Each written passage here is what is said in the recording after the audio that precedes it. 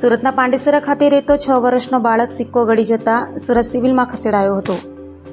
સુરતના પાંડેસરા ખાતે આવેલ કરશન નગરમાં રહેતા શ્રમજીવી પરિવારનો 6 વર્ષનો પુત્ર પવન કુમારે સિક્કો ગળી ગયો હતો, જેથી પરિવારજનો તેને તાત્કાલિક સારવાર માટે 108માં નવી સિવિલ હોસ્પિટલ ખાતે લઈ આવ્યા હતા, જ્યાં હાલ તબીબો દ્વારા બાળકની સારવાર કરાઈ રહી છે.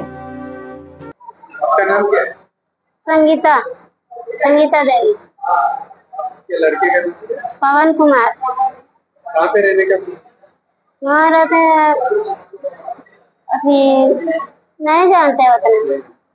सिविल हॉस्पिटल कब आए? हाँ जानते हैं। क्या हुआ था आपके बाबा के? हाँ? क्या हुआ था बच्चे की? अभी बात कर रहे थे ना मेरे साथ, क्या हुआ? इसे सिक्का डाल लिया ने। क्या पे?